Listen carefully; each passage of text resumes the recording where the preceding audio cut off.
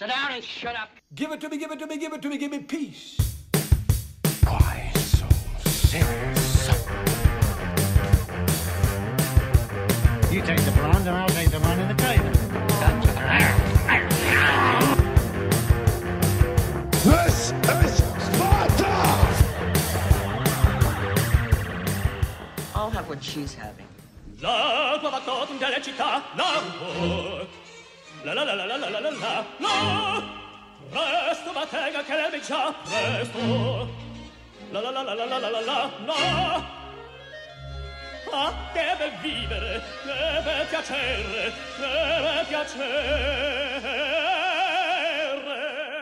per un barbiere di qualità, di qualità. Welcome to another installment of the Screen Squad podcast. Apparently, this is the classy episode. We got opera playing. Oh, we got classy people on this thing. Hey, Brando.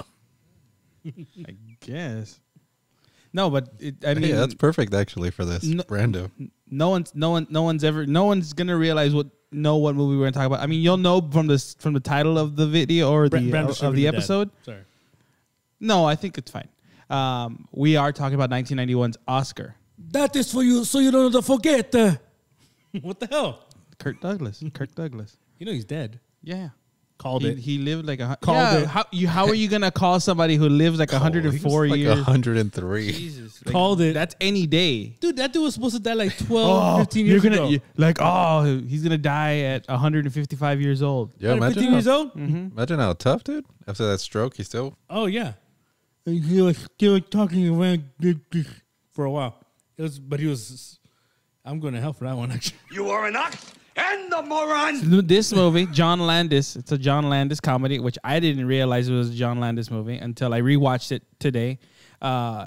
Starring Sylvester Stallone, Peter Riegert. Piece. Yeah, it's based off, I guess, a play, but I couldn't find anyone actually doing the play. But it's 1991's Oscar, right? It's Oscar. It's a quick-paced comedy, really funny. It's really well done. It's very enjoyable to watch.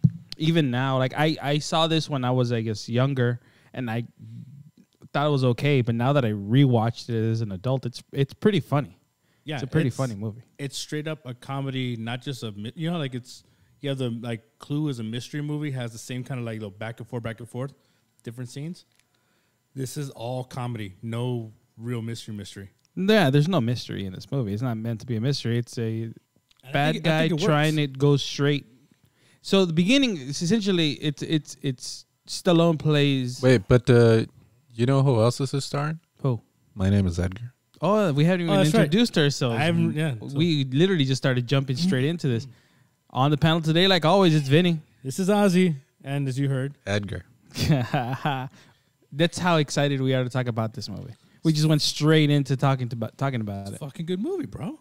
Easy, relax. Hey, it's a good movie, bro. 1991, and it feels, I guess, with the music playing, then you kind of realize it is a John Lennon. It feels very like Coming to America, very Trading Places, and it does have a lot of actors in them. A lot of it is an ensemble piece. You have Chaz Palminteri, you have Peter Riegert, you have Stallone.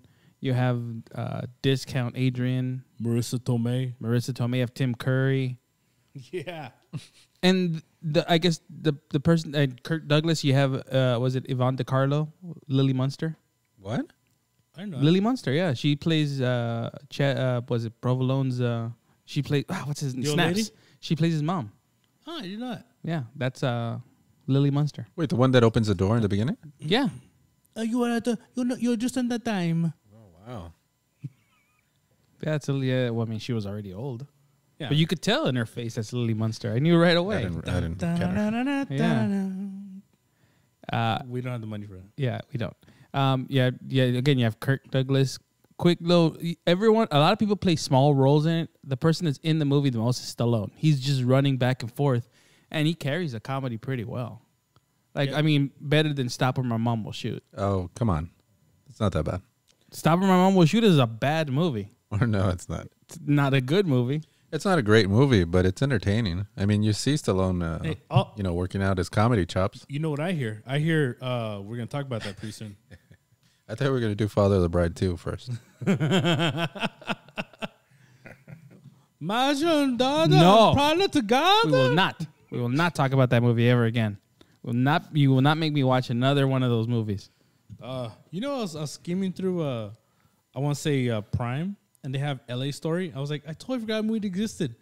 God, that's a boring I fucking always movie. mistook L.A. Story with Roxanne, Roxanne's good, though. but that's a good movie. Roxanne's good. Not Father of the Bride. That one was garbage. Part 2. I'm not gonna watch it. But then you have I watched Stop or My Mom Will Shoot yesterday. watched a I ton had of porn. my son watch it with me. Stallone has better comedy. Yeah, but it's not that bad. Name 2 other than this one. And Stop My Mama Shoot. Done. Hold on, I don't even know how many comedies he's been in because Exactly. I find humor in some of his action movies like Demolition Man. Yeah. That's Sure. To me that's a comedy action. And that's Tango a and really good Cash. movie. That is Tango and actually Cash. Copland. Nah, not so much. Copland's hilarious. I'm kind of fat. I can't hear. I can't hear over here. I can't over here. I hear ringing. I don't know. Yeah, you're right. Are you all right, Kirk? Sorry. No, and then Peter Riegert. Oh, it's Kurt. It's Kurt. Kirk Douglas. Is it Kirk or? It's Kirk. Right. It's Kirk. What is this, a Or radio is it station? KURT? KRK FM. It's Kirk. Like Kirk Cameron, Or Captain Kirk? the most hated man on the planet. Kirk Cameron.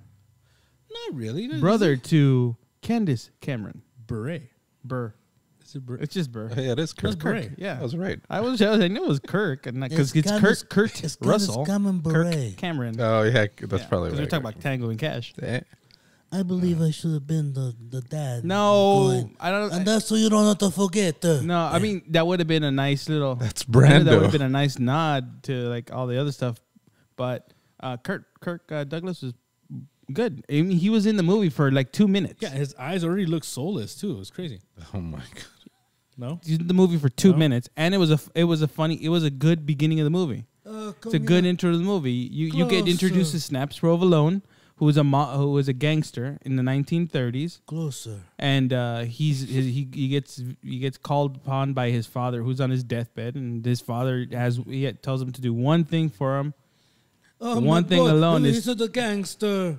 Sorry. one. Oh, One thing alone is literally to go straight to not be a criminal anymore, to live a good life. So that's Honest life. The begin. That is the premise of the movie. The premise of the movie is the beginning is he makes a promise. it's a boot. It's a what is he A deathbed. considered? It's a deathbed promise. Yeah, no, but what is banker. Snaps? No, but he's considered a bootlegger, gangster. mob boss. Yeah, he's a boss. He's part of the. He's a mob boss, and he No wants Tony to go Danza? straight. Why? He's Italian. He could have been in the Just movie. because he's Italian doesn't mean he should be in the movie. Hey, he could have been in the movie. Harry Shearer, I don't think is Italian. No, he's a good. He's a very, very. I don't even think some of those words they were using were Italian. But No, they that's were just not. me. They I think they were just making them up. They're talking about the Giuseppe, the Luigi, The Fanucci's. Luigi, The Big Fanucci's. Luigi. Then you have Curry's Italian, right? who? Tim Curry. Tim Curry is not Very close. Italian. That guy's very being Italian. Italian. He's like English Italian.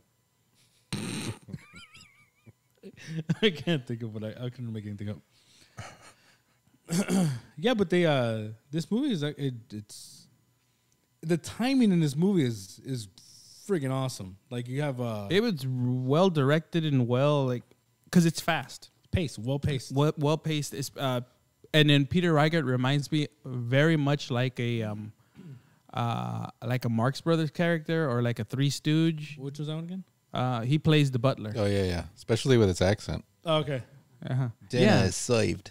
I mean, breakfast is saved. The way he talks, the way he delivers, when he's talking to the German driver. What can I do for you, General? Mr. Underwood sent me to return Mr. Provolone's suitcase. Thanks. Und? I'm here to collect Miss Nora's suitcase. Oh, right. I think you put it in the library. Park it in here, Fritz.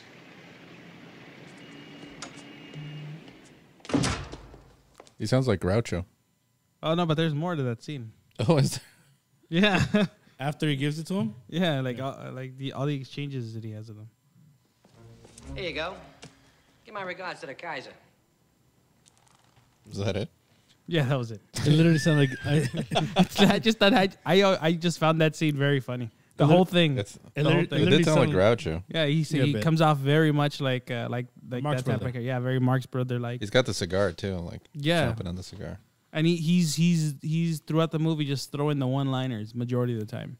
Mm-hmm. He's throwing the one-liners out there, and that's why I liked his character the most behind Snaps. I like Chaz Palminteri in this. He plays stupid so well. Yeah. You are an ox and a moron! Exactly.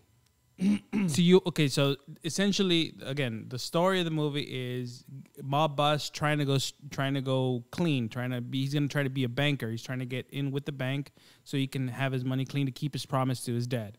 In the transition of the whole day of it, he has a meeting with the banker, he has a meeting with the tailors, with the Fanucci's, he has a meeting with his accountant, and bro, his accountant stole a lot of money from him. 100 G's. It's 100 G's total. 50. No, 100. First it's 50, and then he converted them into diamonds. 49,000 and And then he change. stole another 50 in cash. So you stole 100 G's from me? Yeah, fucking crazy. And still, like he's just so busy and he's trying to not go back to that life of crime and kill him. It'd have been so easy to kill him.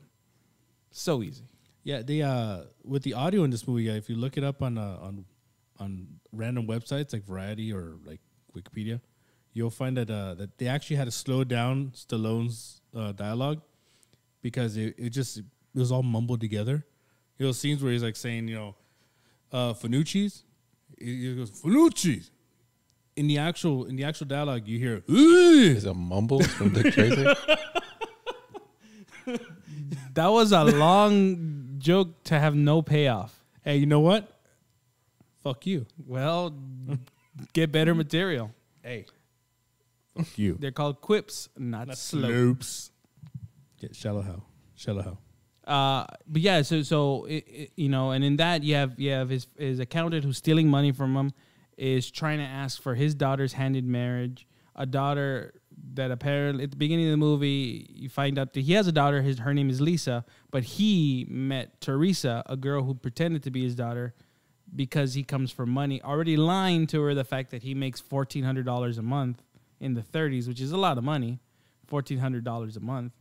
And he wants to give her the life that she deserves, because he's under the impression that she is Snaps' daughter. The daughter. So Anthony shows up to ask for a raise. He asked for a raise, saying that another mob boss, what you see in the movie, is going to give him $1,400 a month. But they agree to $1,200. They agree to $1,200. Snaps agrees to pay him $1,200 a month. He takes it. Then you actually meet his real daughter, Lisa, which is played by Marissa Tomei. Is she hotter now than before? Yeah, Am I think she's tripping? hotter now. Yeah. Okay. Yeah, because she was all right then, but I think she's just hotter now. Yeah. Yeah, Isn't she like what? How old is she actually? She's like in her 50s. probably.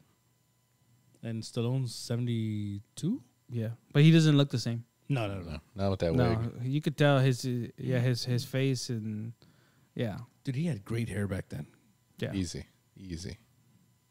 Age, it's age. No, that dude's got that awesome hair. I mean, he has pretty cool hair now still, but because he has hair.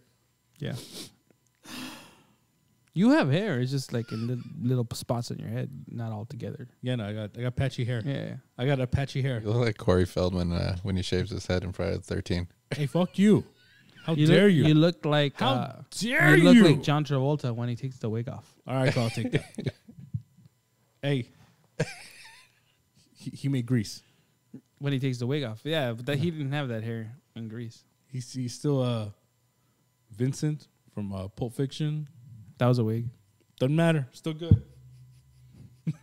I guess. But then so you have that whole his daughter's 18 years old and she wants to get married because it's the 30s or whatever.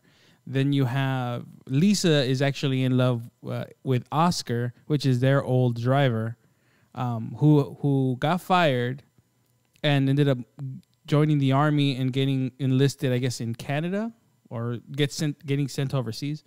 She comes up with a lie saying that she's pregnant. So now Snaps has to. But she got that idea from the maid because she saw it in a movie or a play or something. She knew someone who said that.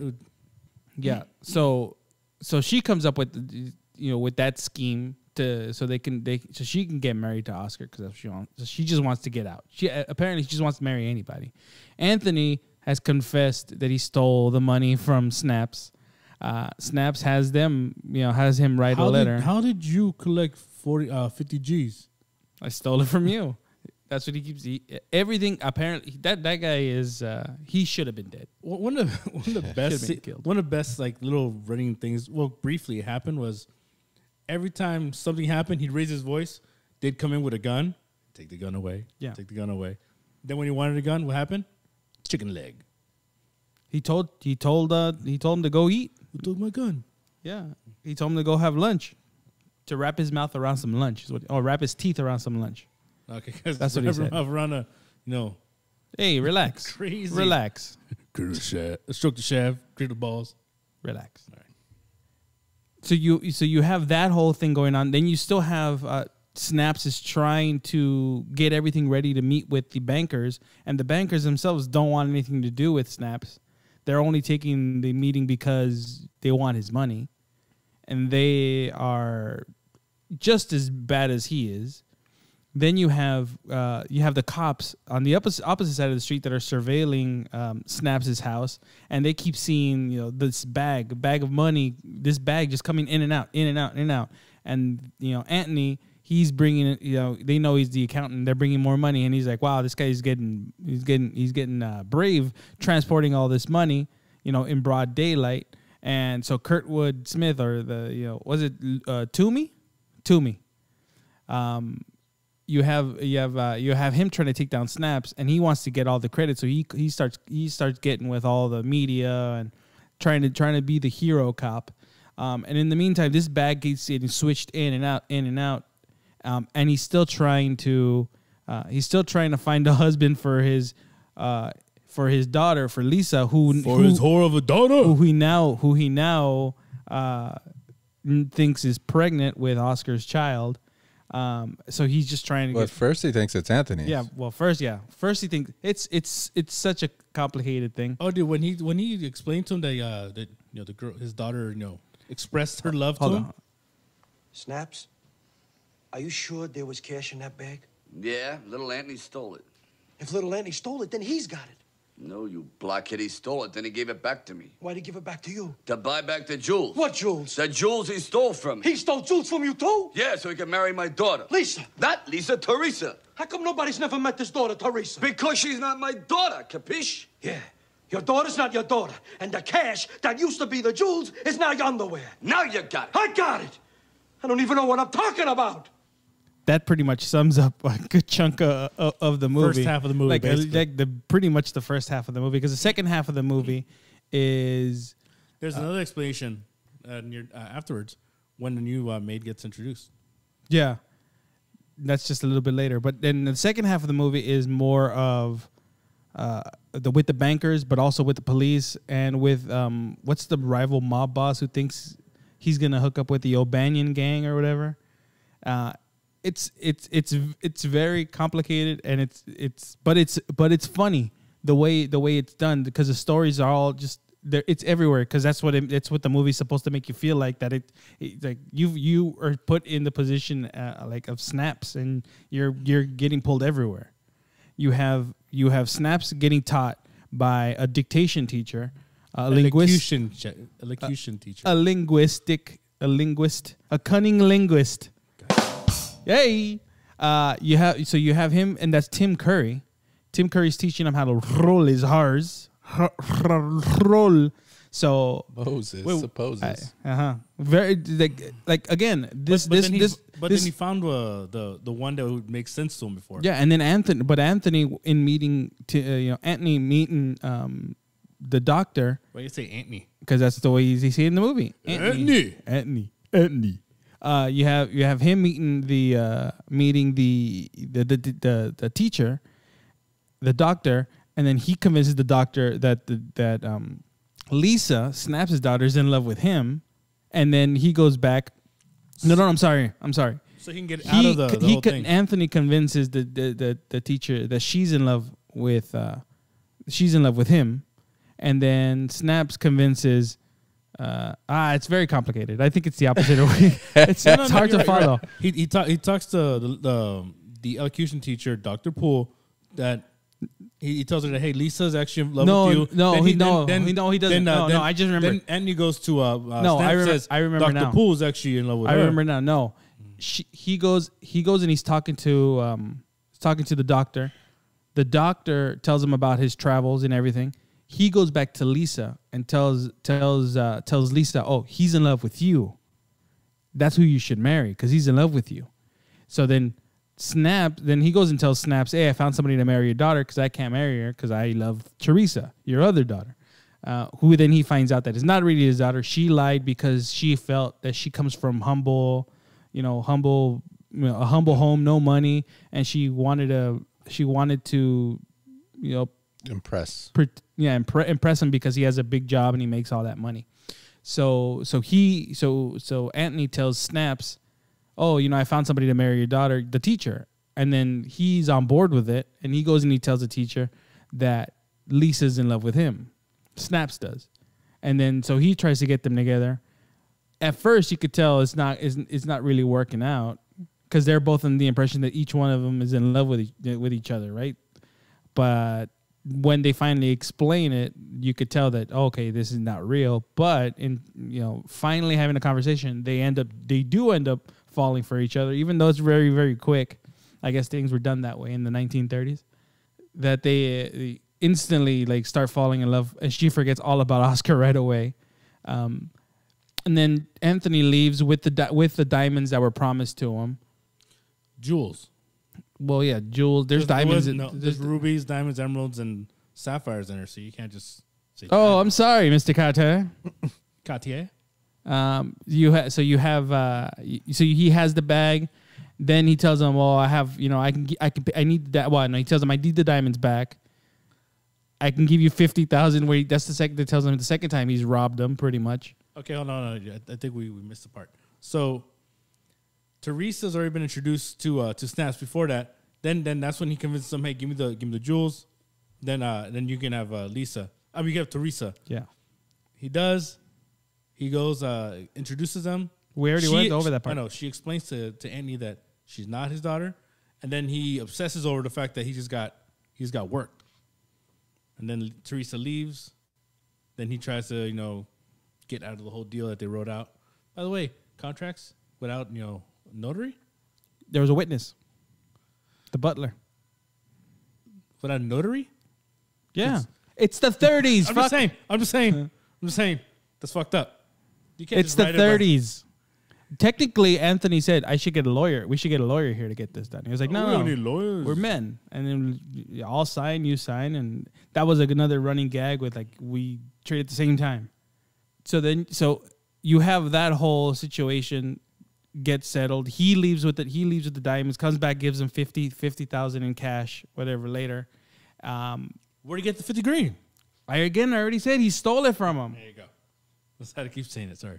He stole another 50,000 from Snaps, and Snaps still hasn't killed him. Now I don't know how that happens. Now I like how I like how he explains how he did it, how he stole it. He's like, well, you named me the treasurer with accounting error the first time. I dropped it from 10 cents to 5 cents. Really, I didn't put it in the books. I fucked up, so I just took that money, put it in gave it to myself, got myself precious jewels. After that. Money, he just said, "Fuck it, I'm treasure." I wrote a check out. They didn't question it. Took it out for one of his fronts. Yeah. Yeah, but he should have killed him because he took that money out before he met. Way Teresa. before he was stealing the money before that. It just happened that he met her at By the way, Speakeasy. did you see that he met her at Club 33? Yeah, a Speakeasy, the Disney. It's a Touchstone movie. Club 33. It's yeah. I think it's the first movie filmed at the Disney Studios in Florida. Nice. No. I didn't know it was filmed at Disney Studios. It looked very much like Universal. It did. Everything's Universal to me though. Yeah, it all looked like the Universal backlot. But if you see that whole triangle with trying to find them a husband, and that was a lot, and that's a big chunk of a lot of the humor in the movie. And in the meantime, he's still getting tailored by Finucci. He still has the Finucci's, and convinces Anthony that they're actually cold-blooded killers. Sicily. They start playing the piano together. Yeah, that was a pretty cool scene when they're all playing, even though they're not really playing the piano. Well, I don't know, Harry Shearer's Nobody's got skills. playing the piano. Harry Shearer. Show me a full body shot of them playing the keys, then yes. I will show But you if- my balls. Gross. It's up there. Why am I telling you? Yep, you just messed up. Stupid. Harry Shearer's got skills though. Yeah. He's from The Simpsons. Spinal Tap, bro. Yeah, Simpsons. No, but they're not playing the piano, but it was a pretty cool scene. I like that scene. That was pretty funny. And then because when they show him the little news cut, the little news we are cut the out, famous. like, oh, we did this. It's a good work. It's good stitch work right there. Dead body. And it was just a picture of the dead body. Somebody getting killed. It was really fun. They're really well timed. So you have that whole scene with the Finucci's, and then you have, and that's literally just a small scene, like But a small it's chunk, so but good. it's like a good point in the movie. And then the priest is Don Amici, right? Don Amici is the priest. Again, a staple in a lot of the John Landis movies, except for Trading Places. An American Werewolf in London. He's in Come to America. But he's not in American Werewolf in London. No? No. He's in Trading Places, Coming to America. He's an Oscar. I'm sure he's in others. I got shit. Sorry. Yeah. I'm just waiting for you to look at me. I haven't stopped because you randomly blurt stupid shit. Don Amici? He's got a hammer too. I'm so stupid. I haven't said it. So you have that. Again, all this whole movie is all based on timing. It's all well timed. Everything, all the jokes, even you even have the scene, like it's done a lot in the John Landis comedies where they break the fourth wall and look at the camera. A lot of it. Yeah. You even have that in this movie too. You have that scene where he's talking to Chaz Palminteri, and Chaz makes a comment, and he looks at the camera. That's totally like a very John Landis thing to that do. subtle in his head movies. turn? Yeah. The music too. I think the music. Like the music. Yeah, I was gonna say the music helps out a lot in the movie. It fits properly, and it makes a lot of the scenes. I don't know if funnier, but also, it just everything works. Yeah, as it transitions, it just kind of. I wonder what the critics thought of this movie when it came out. I don't imagine they would hate it. Well, it has 12% on Rotten Tomatoes, so. Well, because people are stupid. Again, well, that's not Rotten people. is it? Tomatoes. Yeah, no. But I'm just gonna look at it because the audience scores at 63. So people aren't stupid. It's critics. It's gotta be funnier than that. Come on. But again, what I'm talking about is critics, not people. Critics aren't people. Everyone knows that. Critics eat their young. Yeah, see, a lot of the critics bashed the movie. They didn't give it a. They're all, despite all the running around, the movie still feels slow. The movie does not feel slow. The movie is well paced and well done. And it's not a bad movie, so I wouldn't even lump this in a so bad it's good category, because this is just a well done comedy. And it's one of those comedies that's.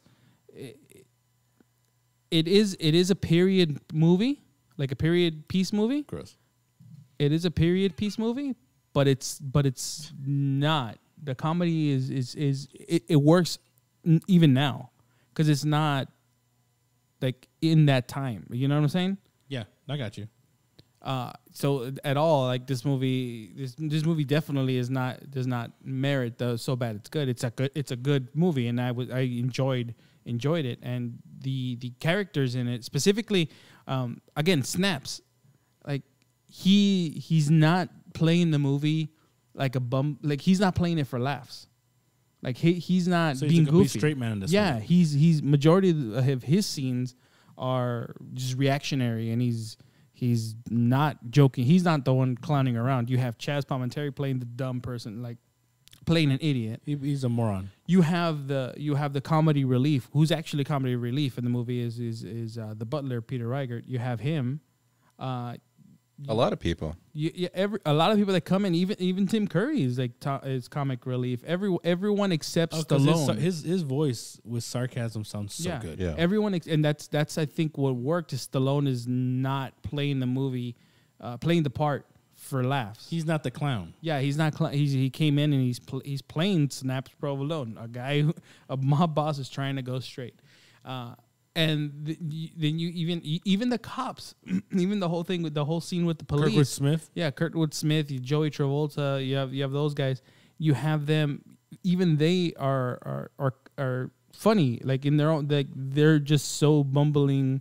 They're coming up with assumptions. They don't know who's who. And you know when they break in on the meeting with the bankers towards the end of the movie, and he's 100% convinced that they're one Sticky Fingers Malone or all this, and he's getting the press to take pictures of the bankers, thinking that they're all criminals when they're in fact, I mean, they are criminals. Yeah, bankers. Yeah, technically in the movie they're portrayed. They're just trying to take Snap's money, And even now, they're just trying to take our money, man. Trying to take our money. you should have a free checking account. I do. So then you don't. How are they taking your money? They take the money and they invest. You know what? They invest the money and the money is taken in. That's where you get. That's why it gets insured. I'm just saying. No more. I get it. Yeah. So shut up. And I don't have enough time to explain it. I don't. Even if you did have the time, you couldn't explain it. So you have later in the movie, you find out that, well, in the middle of the movie, you find out that Lisa was actually Snaps wanted her to marry another person, a guy that had a millionaire who had money, and he was they were going to get married. Bruce, yeah, Underwood. He was going to marry. She was going to marry Underwood. But what happened was he fell in love with their maid, and the maid ended up quitting. You have that whole thing. She played Irish, right? Yeah. Yeah. I have no idea who the actress is, but she reminded me of I forgot the lady. She's in. Hold on. You know what? Forget that. She reminded me of somebody. I just can't pinpoint who she reminded me of. What's the maid's name? Redheaded maid. Nora in the movie. Her name is Nora. Oh. Because she leaves originally with the bag, and that's the whole thing that leads with the bag coming in and out of the house, because they keep giving. She ends up leaving that job with $100,000. Probably 50 grand, I think. No, because at the end of the movie, when she comes back, the cops still have the underwear. Yeah, she leaves the underwear bag.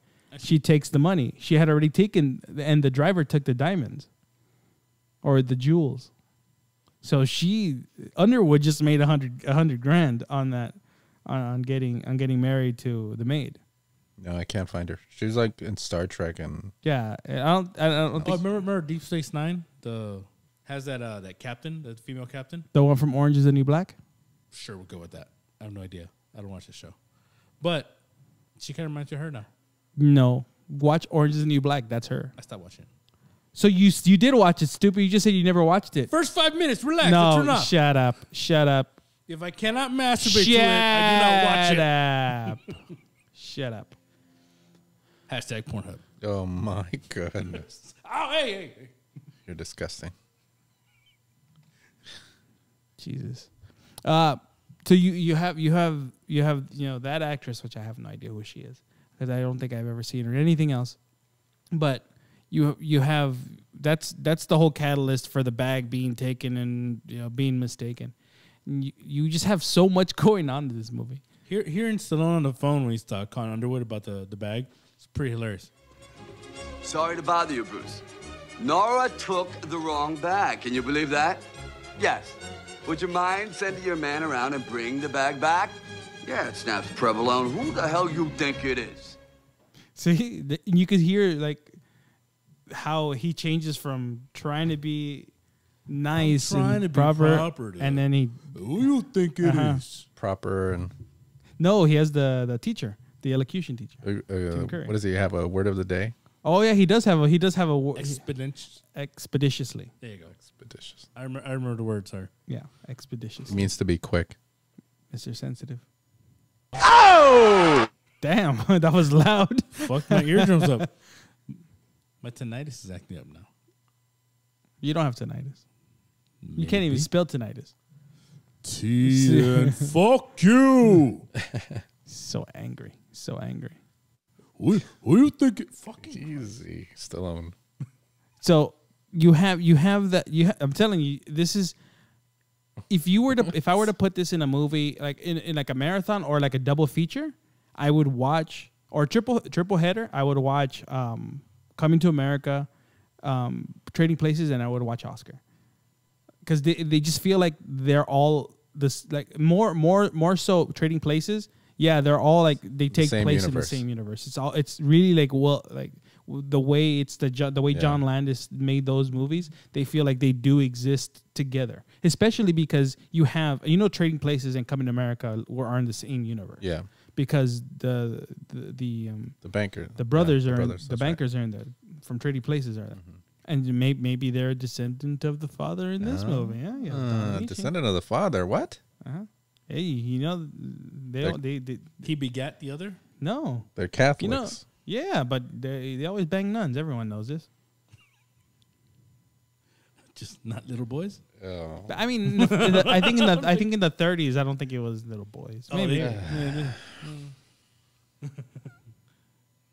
Catholic priest, right? I watched El Crimen del Padre Amaro. Allegedly, they used to bang the nuns. It's been found. Yeah, I know. A lot of them have been accused. It's been found that they prefer little boys.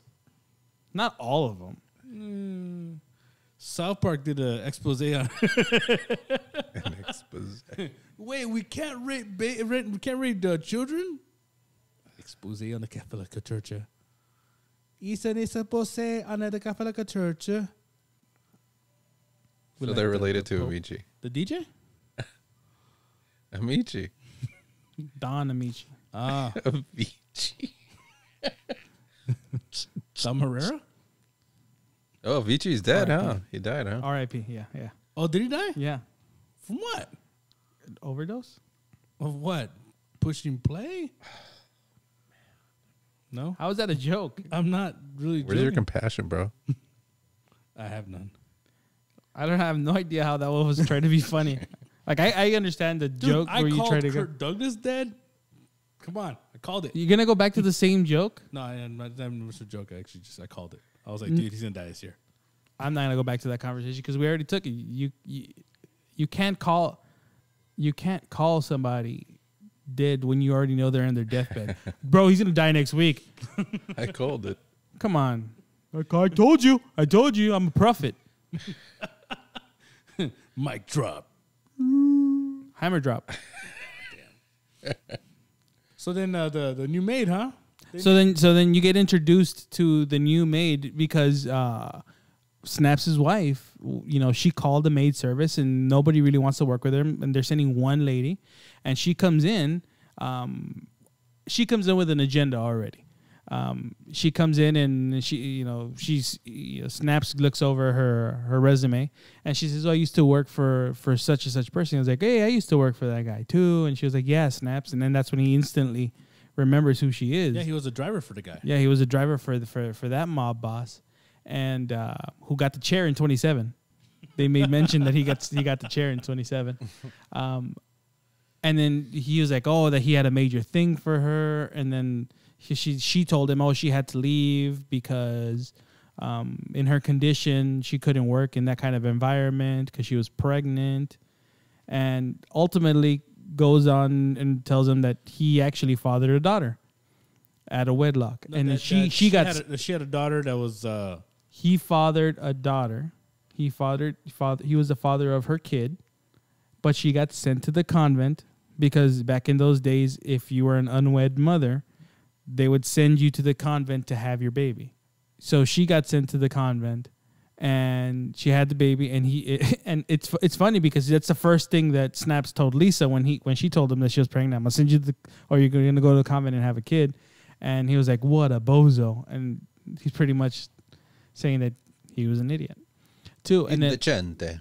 Yeah, and so then ultimately it turns out that Teresa, the girl who pretended to be Snaps' daughter, is actually his real daughter, Teresa. Teresa. And then Chaz figures it out. How does he figure it out? No, when he's like starting going, I get it. And then he just goes to his little explanation. You know, Louis from Ant-Man. Luis? You mean Luis? Same shit. No. Louis is Lewis. No, it's Luis is Luis. Hey, don't we know a Louis with Luis? No, it's pronounced Luis. But he's not. He's not what? Wait. No, I'm right. I'm still right. Nope. Just like Jean and Sean. Same shit. No, Sean is with an S. John is with a J. But John can actually be pronounced with an S as well. With a J. Oh, way. you know what else? So, Fuck you. Yeah, exactly. That's Fuck stupid. you. No, it's true. No, it's not. Shit happens. Prove it. Like Lois, Louise. Lois and Louis are nothing alike. L-O-I-S. It's all in the way people pronounce it. People fucking don't know how to spell names. Just saying. Apparently, you don't know how to pronounce names. I know how to read. Apparently not. You call Luis Lewis. Still Louis. Nope, it's Luis. Louis. Nope. Louis. L-U-I-S. L-U-I-S is Luis. L-U-I-S. Louis. Luis. Is Louis. Luis. You're just using an accent to it. That's what I'm No, saying. you're not. That's It's only an You accent. pronounce it the way it's spelled. Luis. Hey, both of you. Sorry, this became a name episode. Episode on names because Ozzy doesn't know how to pronounce names. Still Louis. Stallone. It's Stallone. See? It's a Stallone. Stallone. Silvestre Stallone. Silvestri? You are an ox and a moron! So you finally have the truth and Teresa finds out, and then it turns out that Anthony is gonna be Snaps' kid, and he is Snaps' son-in-law, and then he's gonna go.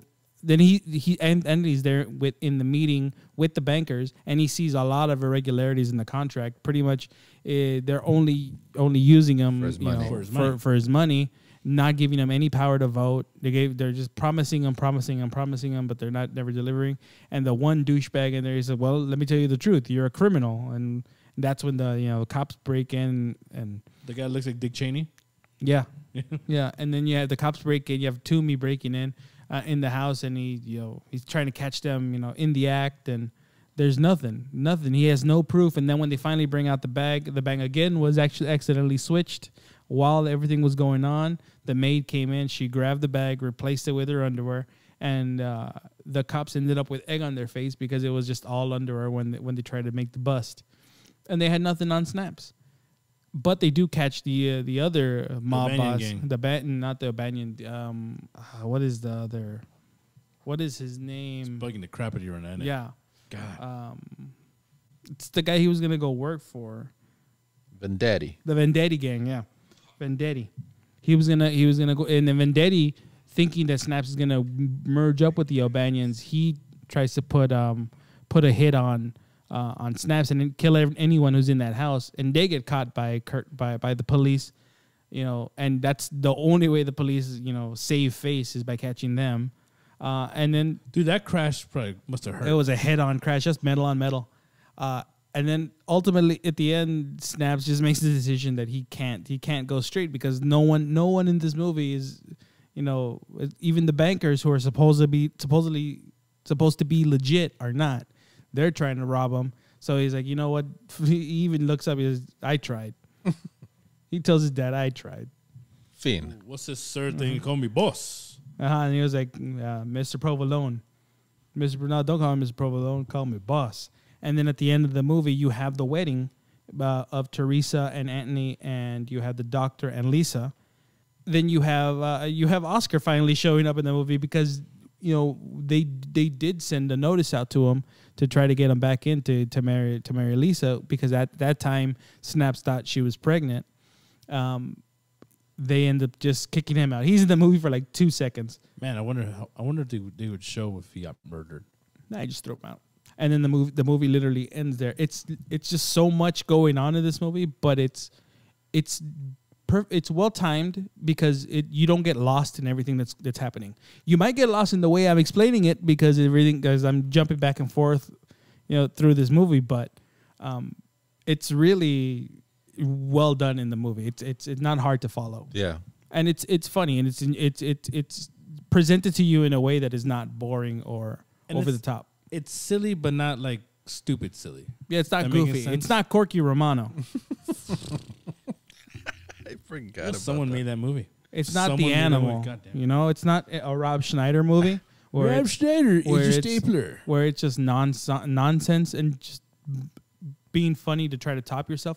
It's not the Rob Schneider and what's his name? Van Damme? No, not Van Damme. Yeah, Rob Schneider, Double T. No, Knockoff. It's not Knockoff. Double T. Fuck! No, because Double Team was all right. That's Dennis Rodman. But you have, it's not a Rob Schneider, or it's not Corky Romano. Trust me, it's not Corky It's not Romano. any Rob Schneider. Or it's not Mafia, that movie. Remember Mafia? Ugh, those are garbage. Yeah. It's not those movies. Spoof? Yeah. Okay, I still didn't hate that much. I mean, I can't say it's bad, but it's not like fucking garbage. Yeah.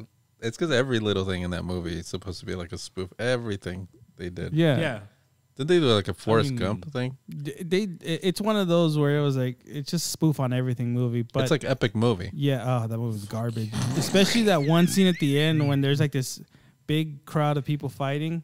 You're in the background. That's right. That's I was just gonna say, hey, Lloyd Bridges was pretty awesome in Mafia. Oh, that's right. He's in it. Lloyd Bridges. So Dom DeLuise. Yeah, he's the. I think so. I think he is, isn't he? I don't know. Or was he dead already? I know DJ Khaled is in it. That's no, that was just you, Ozzy. No, we're talking about Mafia. Oh, yeah. Dick. No, I'm just talking about epic movie now. Jay Moore. Jay Moore is in Mafia. Ugh, Jay Moore. Ugh. Should not make movies either. Stand up is okay. His movies not so much. Other than Paulie, I like Paulie because he played the voice of the parrot. Yeah, that's it. And I think, but he sounds like Buddy Hackett. Yeah, I think most of the time. He said he modeled it with Buddy Hackett. Yeah, in mind. Scuttle, trying to sound like Scuttle from Little Mermaid. I was just watching it recently. Paulie? No, Little Mermaid. Oh, okay. Yeah. I keep forgetting how I know the words. I'm like, oh, something's wrong. Oh, with me. Paulie? No, Little Mermaid. Oh, who cares? Okay. I forgot Christina Applegate was in Mafia. What? She in Mafia? She played the love interest. Yeah, she was better in Anchorman. She was awesome. Veronica Corningstone. But no, again, this movie, Oscar is not. She made a shitty movie called Sweetest Thing with She also made Don't Tell Mom the Babysitter's Dead. Yeah. The dishes are done, man. That's a good movie. I like Alone. You are alone, sir. She's in that new show though that on Netflix. Dead to Me. That's not a new show. It's not a new show. She's on the show on Netflix. It's from last year. I mean, I think the second season is coming out this year. She's also in Bad Moms. Is she? Yeah. The first one, right? And she does a cameo in the second one. Okay.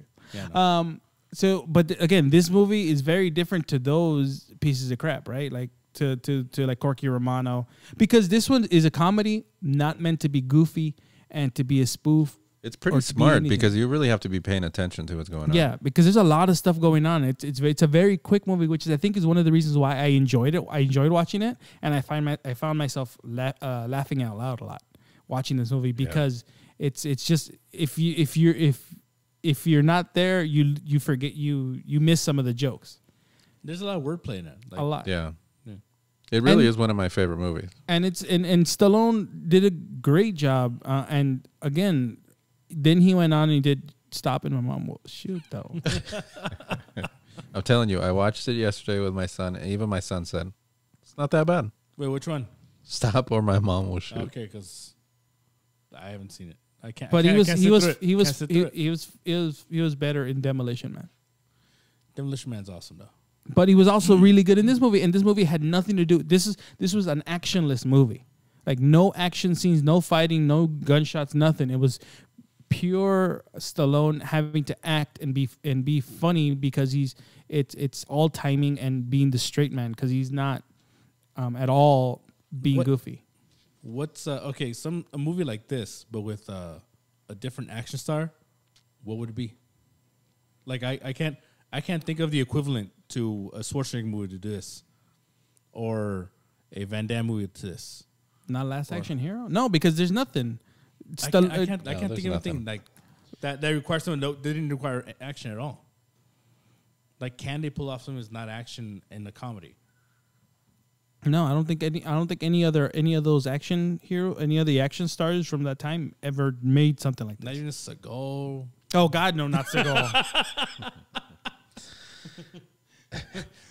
Oh God, no. The closest he came up to was like Glimmer Man, and that was just funny for other reasons. Like it was bad. Yeah. Okay. I forgot about that movie. Hey, dude, was it Out for Justice with William Forsythe? That's not a comedy. It's funny to me. Oh yeah. Well. Because William Forsythe plays the same character in every movie around that time. Yeah, I guess. And then he was in American Me. Well, the thing is, you can't really find a movie another actor did because Stallone took a chance trying and I commend John Landis for getting Stallone to make this movie because it's not a typical Stallone movie. It was originally written for John Belushi, but after he died, they canned it.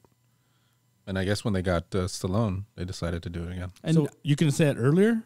No, but I'm saying like even then, like I'm glad that they got Stallone to do it because no other action star at that time would have taken something like this. Well, I mean, no one really had that kind of cachet to kind of bring in this whole thing. Like the names are big, but they weren't like box office big.